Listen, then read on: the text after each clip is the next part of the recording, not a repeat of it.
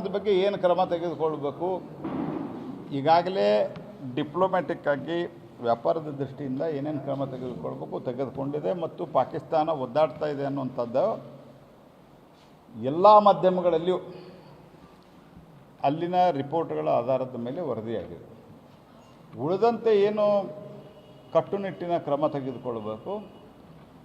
ಭಾರತ ಒಂದು ಬಹುದೊಡ್ಡ ವಿಶಾಲವಾದಂಥ ದೇಶ. ಅದಕ್ಕೆ ಏನೇನು ಕಾಳಜಿ ತೆಗೆದುಕೊಳ್ಳಬೇಕು, ಪ್ರಿಕಾಷನರಿ ಮೆಜರ್ ತೆಗೆದುಕೊಂಡು ಸೂಕ್ತ ಸಮಯದಲ್ಲಿ ಸೂಕ್ತ ಕ್ರಮವನ್ನು ಖಂಡಿತವಾಗಿಯೂ ಆಗ್ತದೆ. ಯಾವುದೇ ಸಂಗತಿಗಳಿಗೆ ಕಾಲಮಿತಿ ಹಾಕಿ ಹೀಗೆ ಮಾಡಬೇಕಂತ ಆಗೋದಿಲ್ಲ. ಯಾಕಂದ್ರೆ ಯಾವುದೇ ನಿರ್ಣಯವನ್ನು ಮಾಡಿ ಅದಕ್ಕೆ ತಕ್ಕಂತೆ ನಾವು ಮುಂದಕ್ಕೆ ಹೋಗ್ಬೇಕಾದ್ರೆ ಅನೇಕ ರೀತಿಯ ಪೂರ್ವ ತಯಾರಿ ಯೋಜನೆಗಳು ಎಲ್ಲವೂ ಬೇಕಾಗ್ತವೆ. ಹಾಗಾಗಿ ಏನು ಕ್ರಮ ತೆಗೆದುಕೊಳ್ಬೇಕು, ಯಾವಾಗ ತೆಗೆದುಕೊಳ್ಬೇಕು ಅಂತ ಅನ್ನೋದು ಸೂಕ್ತ ಸಮಯದಲ್ಲಿ ಭಾರತ ಸರ್ಕಾರ ತೀರ್ಮಾನ ಮಾಡ್ತಾಯಿದೆ. ನಮ್ಮ ರಕ್ಷಣಾ ಮಂತ್ರಿಗಳು, ನಮ್ಮ ಪ್ರಧಾನಮಂತ್ರಿಗಳು ಎಲ್ಲರೂ ಕೂಡ ಸ್ಪಷ್ಟ ಭರವಸೆಯನ್ನು ಕೊಟ್ಟಿದ್ದಾರೆ. ಇವರು ಯಾರು ಮಾಡಿದ್ದಾರೆ ಅವರಿಗೆ ಶಿಕ್ಷೆ ಆಗ್ತದೆ.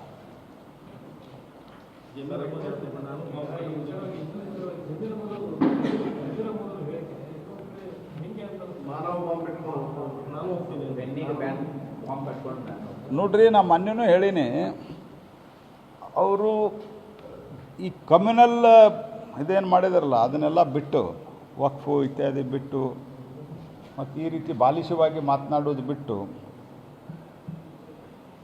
ಶಾಂತ ರೀತಿಯಿಂದ ಇದ್ರೆ ದೇಶದೊಳಗೆ ಮಿಲಿಟ್ರಿ ಅದ, ದೇಶದಾಗ ಅರೆ ಸೈನಿಕ ಪಡೆ ಅದ, ಅವ್ರ ಮೇಲೆ ನಂಬಿಕೆ ಇಟ್ಟು ನಿಮ್ಮ ಬೇರೆ ಬೇರೆ ನಿಮ್ಮ ನಾಯಕರು ಸ್ಟೇಟ್ಮೆಂಟ್ ಕೊಡ್ತಾ ಇದ್ದಾರೆ, ಅದನ್ನು ಬಂದ್ ಮಾಡಿಸಿದರೆ ನಮ್ಮ ಮಿಲಿಟ್ರಿ ಪಡೆ ಜಗತ್ತಿನ 4ನೇ ಅತಿ ದೊಡ್ಡ ಮಿಲಿಟ್ರಿ ಪಡೆ ನಮ್ಮದು. ನಾವು ಏನು ಕ್ರಮ ತೆಗೆದುಕೊಳ್ಬೇಕು ನಮ್ಮ ಮಿಲಿಟ್ರಿ ಪಡೆ ಅವ್ರು ತಗೋತಾರೆ. ನೀವು ಶಾಂತ ರೀತಿಯಿಂದ ಇದ್ದರೆ ಅದೇ ದೊಡ್ಡ ಸೇವೆ. ಮೊನ್ನೆನೂ ನಾನು ಇದನ್ನೇ ಹೇಳೀನಿ, ಈಗೂ ಇದೇ ಹೇಳ್ತೀನಿ. ನೀವು ಸ್ವಲ್ಪ ಸಮಾಧಾನದಿಂದ ಶಾಂತ ರೀತಿಯಿಂದ ಇದ್ದರೆ ದೇಶ ಆರಾಮವಾಗಿ ಮುನ್ನಡೀತದೆ. ನೋಡ್ರಿ, CM ಅವ್ರಿಗೆ ಯಾರೋ ರಾಹುಲ್ ಗಾಂಧಿ ಗತೆ ಅವ್ರಿಗೂ ರಾಂಗ್ ಬ್ರೀಫಿಂಗ್ ಮಾಡ್ತಾ ಇದ್ದಾರೆ ಅಂತ ನನಗೆ ಅನ್ನಿಸ್ತದೆ. ಮತ್ತು ಅವರು ಈಗ ನಾನು KPSC ಬಗ್ಗೆ ಯಾವ ಪ್ರಶ್ನೆಗೆ ಅವ್ರು ಉತ್ತರ ಕೊಟ್ಟಾರೆ ಹೇಳ್ರಿ? ನಾ ಕೇಳಿದ್ದು ಒಂದು ಅಂಬೇಡ್ಕರ್ ಅವ್ರದ್ದು ನಿಪ್ಪಾಣಿಗೆ ಬಂದಿದ್ದು 100 ವರ್ಷದ ಕಾರ್ಯಕ್ರಮ ಮಾಡಲಿಲ್ಲ ಅವರು. ನಾ ಕೇಳಿದ್ದವರು ಪತ್ರ ಬರೆದೆ ನಾನು, ಮಾಡ್ರಿ ಇದನ್ನಂತ. ಇವತ್ತಿನ ತನಕ ರಿಯಾಕ್ಷನ್ ಕೊಡೋದಿಲ್ಲ ಅವರು. ನಿಮ್ಮ ಶುರುಡಿನೆಸ್ ಏನಿದೆಲ್ಲ ಸಿದ್ದರಾಮಯ್ಯನವ್ರೆ, ಇದನ್ನು ಡೈವರ್ಟ್ ಮಾಡೋದಕ್ಕೆ ಉಪಯೋಗ ಮಾಡಿರಿ, ರಾಜ್ಯಕ್ಕೆ ಕಲ್ಯಾಣ ಮಾಡೋದರಲ್ಲಿ ವಿಚಾರ ಮಾಡಿರಿ. KPSC ಭ್ರಷ್ಟಾಚಾರ ಆಯಿತು, ಇದನ್ನು ನಾನು ಹೇಳಿದ್ದೆ. KPSC ಒಳಗೆ ಈ ಪ್ರಮಾಣದ ಭ್ರಷ್ಟಾಚಾರ, ರಾತ್ರಿ 2-3 ಗಂಟೆ ತನಕ ಹಾಲ್ ಟಿಕೆಟ್ ಕೊಡೋದು, ಆನಂತರ ಕೆಲವರಿಗೆ ಹಾಲ್ ಟಿಕೆಟೇ ಮುಟ್ಟದೇ ಇರುವಂಥದ್ದು, ಎಲ್ಲ ಸಂಗತಿಗಳ ಬಗ್ಗೆ ನಾನು ಪ್ರಸ್ತಾಪ ಮಾಡಿದಾಗ ಇಲ್ಲಿ ಬಂದು ಮಹದಾಯಿ ಅಂತ ಹೇಳ್ತಾರೆ. ನೀವು ಕೇಳಿದ್ದು, ನಾನು ನಿಮ್ಮದು ವಿಡಿಯೋ ಕ್ಲಿಪ್ಪಿಂಗ್ ನೋಡಿದ್ದೇನೆ. ನೀವೇನು ಕೇಳಿದ್ರಿ? KPSC ಬಗ್ಗೆ ಕೇಳಿದ್ರಿ. ಮಹದಾಯಿ ಬಗ್ಗೆ ಮಾತಾಡಿದಾರ ಅವರು ಅಂತ ಕೇಳ್ತಾರೆ ಅವರು. ಹಾಂ, ನೀವು ಕೇಳಿದ್ದಕ್ಕೆ ಉತ್ತರ ಕೊಡ್ರಿ. KPSCಗೆ ಯಾಕೆ ಹಿಂಗಾಗೈತೆ ನಿಮ್ಮ ಮನೆ ಬರ?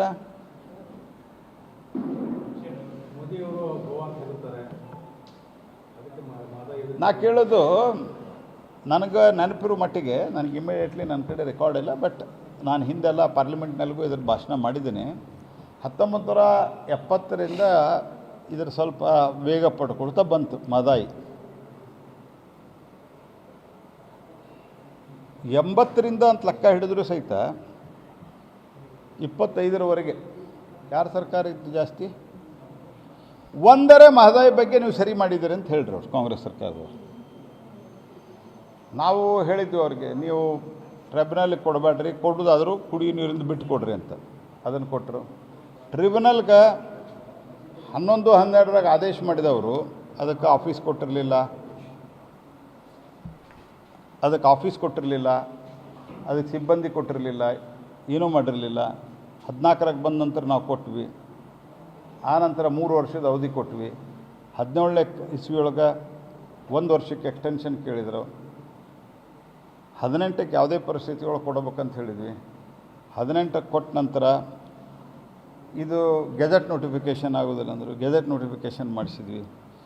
ಗೆಜೆಟ್ ನೋಟಿಫಿಕೇಷನ್ ಆದ ನಂತರ ಇದಕ್ಕೆ DPR ಬೇಕು, ಅದನ್ನು ಅಪ್ರೂವಲ್ ಕೊಡೋದಿಲ್ಲ ಅಂದ್ರೆ ಇವರು ಕೊಡೋದಿಲ್ಲ ಅಂತ ಹೇಳಿದ್ರು. 2 ತಿಂಗಳದಾಗ DPR ಅಪ್ರೂವಲ್ ಕೊಟ್ಟಿವಿ ನಾವು. DPR approval is the main thing. Central government role ಇರೋದು DPRದಾಗ. DPR approval ಕೊಡಿಸಿದ್ವಿ.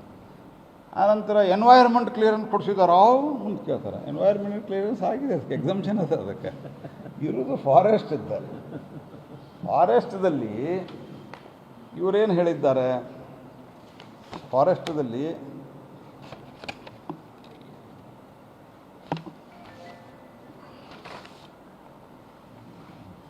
ಇವರು ಒಂದು ಅಫಿಡವಿಟ್ ಹಾಕಿದ್ದಾರೆ, ಇವರೊಂದು ಸ್ಟೇಟ್ಮೆಂಟ್ ಕೊಟ್ಟಿದ್ದಾರೆ.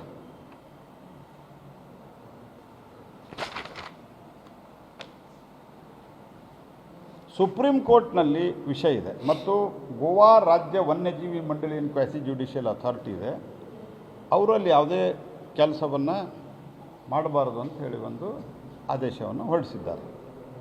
ಅದಾದ ನಂತರ ಇವರು ಸುಪ್ರೀಂ ಕೋರ್ಟ್ನಾಗ ಕ್ವಶನ್ ಮಾಡ್ಯಾರಿಲ್ಲ. ಅದನ್ನು ನಾವು ಹೇಳಿದ್ದು ಹೈಕೋರ್ಟ್ನಾಗ ಇಲ್ಲೇ ಕ್ವಶನ್ ಮಾಡಿ ಅದನ್ನು ಕ್ವಾಶ್ ಮಾಡಿಸ್ರಿ ಅಂತ ಹೇಳಿ, ಯಾಕಂದರೆ ಅವನು ಅಥಾರಿಟಿ.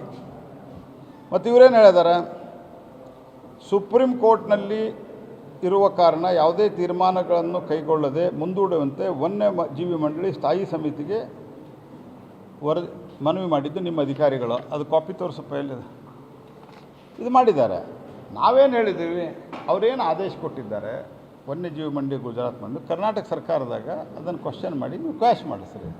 ಸಿಂಪಲ್ ಇದೆ ಅದು. ಬರ್ತಾರ, ಏನೋ ಮಾತಾಡ್ತಾರ, ಹೋಗ್ತಾರ.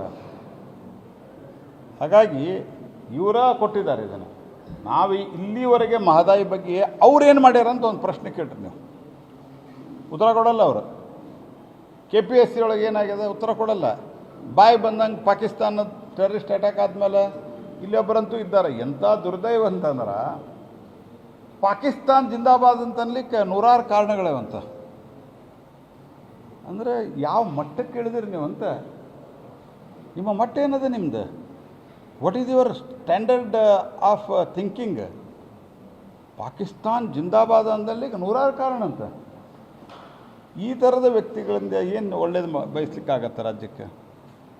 ಸಿದ್ದರಾಮಯ್ಯನವರು ಅಷ್ಟೇ KPSC ಒಳಗೆ ಏನು ಮಾಡಿದ್ದಾರೆ, 384 ಗೆಜೆಟೆಡ್ ಪ್ರೊಬೇಷನರಿ ಹುದ್ದೆಗಳಿಗೆ ಪ್ರಾರಂಭ ಆದಿಂದ ಪ್ರಿಲಿಮಿನರಿ ಎಕ್ಸಾಮ್ ತರಾತುರಿಯಲ್ಲಿ ನಡೆಸಿದ್ರು.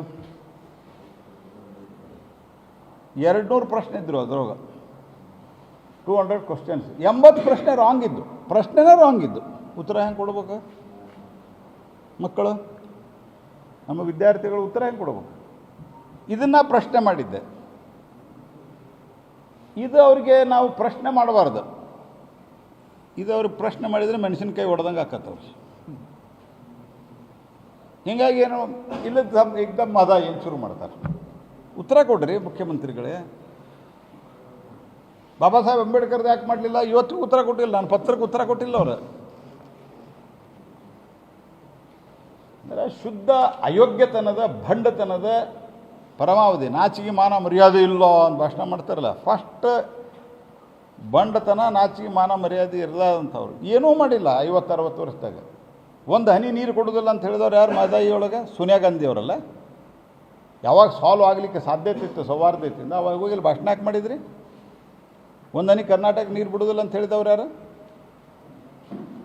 ಬಾಯಿ ಬಂದಂಗೆ ಮಾತಾಡಿ ನಾವೇನೋ ಎಲ್ಲದಕ್ಕೂ ಡೈವರ್ಟ್ ಮಾಡ್ತೀವಿ. ಮತ್ತು ಇನ್ನೊಂದು ಏನಾಗ್ಯದ, ಸಿದ್ದರಾಮಯ್ಯನವ್ರು ಅವರೇ ಹೇಳ್ಯಾರ ನಾ ಮುಂದೆ ಇಲೆಕ್ಷನ್ ನಿಲ್ಲೋದಿಲ್ಲ ಅಂತ. ಅದಕ್ಕೆ ಬಾಯಿ ಬಂದಂಗೆ ಮಾತಾಡಿ ಒಂದು 5 ವರ್ಷ ಜಾತ್ರೆ ಮಾಡ್ಕೊಂಡು ಹೋಗ್ಬೇಕಂತ ತೀರ್ಮಾನ ಮಾಡ್ಯಾರ. ಒಟ್ಟು ಹೆಂಗಾರು ಮಾಡಿ DK ಶಿವಕುಮಾರನ್ನು ದೂರಿಡೋದು, ನನ್ನ ಜಾತ್ರೆನ ನಡೆಸಿದ್ರೆ ಆತಂತ ತೀರ್ಮಾನ ಮಾಡ್ಯಾರ. ಅಷ್ಟ ಅವ್ರದ್ದಿರೋದು ಬೇರೆ.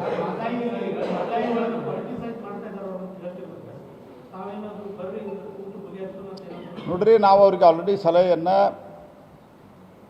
ಅವ್ರಿಗೆ ಕೊಟ್ಟಿದ್ದೇವೆ. ನಾನು ಹೇಳಿದ್ದೇನೆ, ಇದನ್ನು ನೀವು ಕ್ವಶನ್ ಮಾಡಿರಿ ಹೈಕೋರ್ಟ್ನಲ್ಲಿ ಅನ್ನೋದನ್ನು ನಾವು ಹೇಳಿದ್ದೇವೆ.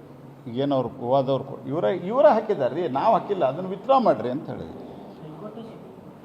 ಅವ್ರು ಸುಪ್ರೀಂ ಕೋರ್ಟ್ನಾಗ ಮಾಡ್ಯಾರ. ಸುಪ್ರೀಂ ಕೋರ್ಟ್ನಾಗ ಆಲ್ ಟುಗೆದರ್ ಹಿಯರಿಂಗ್ ಬರ್ತದೆ. ಬಟ್ ಈ ಪರ್ಟಿಕ್ಯುಲರ್ ಪಾಯಿಂಟ್ ರಾಜ್ಯ ಸರ್ಕಾರ ಹೈಕೋರ್ಟ್ನಲ್ಲಿ ಮಾಡ್ಬೋದು.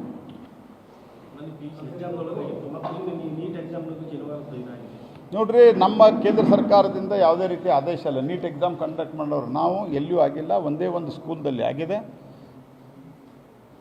ಎಲ್ಲ ಕಡೆನೂ ಸಹಿತ ಆ್ಯಸ್ ಯೂಶ್ವಲ್ ನಾವು ನೀಟ್ ಎಕ್ಸಾಮ್ ನಡೆಸಿದರೂ ಸಹಿತ ಅದರದ್ದು ನಡೆಸೋ ಜವಾಬ್ದಾರಿ ರಾಜ್ಯ ಸರ್ಕಾರದ ಏಜೆನ್ಸಿಗಳ ಮೇಲೆ ಇರುತ್ತೆ. ಯಾರು ಮಾಡಿದ್ದಾರೆ ಅವ್ರ ಮೇಲೆ ಕಟ್ಟುನಿಟ್ಟಿನ ಕ್ರಮ ತೆಗೆದುಕೊಳ್ಬೇಕು. ಅವ್ರು FIR ಮಾಡಿದ್ದಾರೆ ಅಂತ ನನಗೆ ಮಾಹಿತಿ ಬಂದಿದೆ.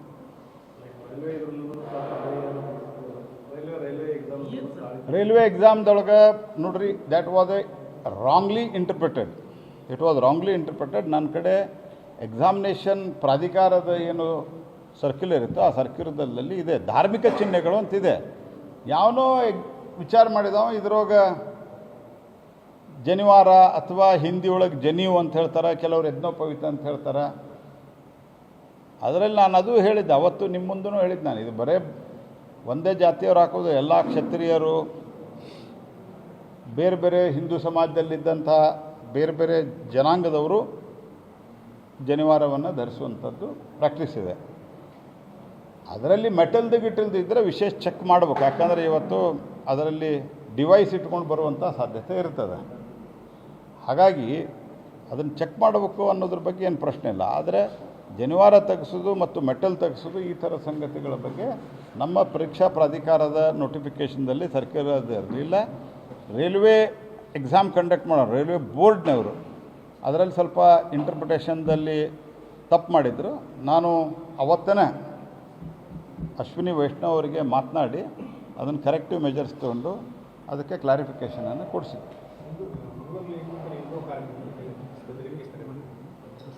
ನೋಡ್ರಿ, ರಾಜ್ಯ ಸರ್ಕಾರ ಕಾಂಗ್ರೆಸ್ ಪಾರ್ಟಿದ್ದು ಯಾವಾಗಿದೆ ಆವಾಗ ಎಲ್ಲ ಸಂದರ್ಭದಲ್ಲಿಯೂ ಹಿಂದೂ ಸಂಘಟನೆ ಆ್ಯಕ್ಟಿವಿಸ್ಟ್ಗಳ ಮೇಲೆ ಹಲ್ಲೆ ನಡೆದಿರುವಂಥದ್ದು ಮತ್ತು ಯಾಕಂದರೆ ಹಲ್ಲೆ ನಡೆದಿರುವಂಥದ್ದು, ಕೊಲೆ ಇವೆಲ್ಲ ನಡೆದಿರೋದು ಭಾಳ ಸಾಮಾನ್ಯ ಆಗಿದೆ. ಯಾಕಂದರೆ ಅವರಿಗೆ ಗೊತ್ತಿದೆ ರಾಜ್ಯ ಸರ್ಕಾರ ನಮ್ಮನ್ನು ಪ್ರೊಟೆಕ್ಟ್ ಮಾಡ್ತದೆ ಅಂತ. ರಾಜ್ಯ ಸರ್ಕಾರ ಪ್ರೊಟೆಕ್ಟೂ ಮಾಡ್ತಾಯಿದೆ, ಅದನ್ನು ನಿಮಗೂ ಗೊತ್ತಿದೆ. ರಾಜ್ಯ ಸರ್ಕಾರ ಯಾವ ರೀತಿ ಪ್ರೊಟೆಕ್ಟ್ ಮಾಡಿ ಇಲ್ಲಿ ಹುಬ್ಬಳ್ಳಿಯೊಳಗೆ ನೀವೆಲ್ಲ ವಿಟ್ನೆಸ್ ಇದ್ದೀರ ಅನೇಕರಲ್ಲಿದ್ದವರು. ಅಲ್ಲಿದ್ದ ಅಧಿಕಾರಿ ಒಬ್ಬರು ಇತ್ತೀಚೆಗೆ ನನಗೆ ಸಿಕ್ಕಿದ್ರು. ಈಗ ಬೇರೆ ಕಡೆ ಎಲ್ಲೋ ಇದ್ದಾರೆ ಅವರು, ಅವ್ರ ಹೆಸರು ಹೇಳಿದ್ರು, ಇವ್ರು ರಾಜ್ಯ ಸರ್ಕಾರದವರು, ಅವ್ರ ಮೇಲೆ ಮತ್ತೆ ಕ್ರಮ ತೆಗೆದುಕೊಳ್ತಾರೆ. ಆ ಅಧಿಕಾರಿ ಅಲ್ಲಿದ್ದಂಥವರು ಬೇರೆ ಕಡೆ ಎಲ್ಲೋ ಇದ್ದಾರೆ. ಈಗ ಅವರು ನನಗೆ ಅವತ್ತೇ ಹೇಳಿದರು, ನಾವು ಸ್ವಲ್ಪ ಆ ಕಡೆ ಈ ಕಡೆ ಆಗಿದ್ದರು ನಮ್ಮ ಒಂದು 3-4 ಪೊಲೀಸರು ಹೆಣ ಬೀಳ್ತಿತ್ತಂತ. ಇದು FIR ಚಾರ್ಜ್ ಶೀಟ್ದಾಗೂ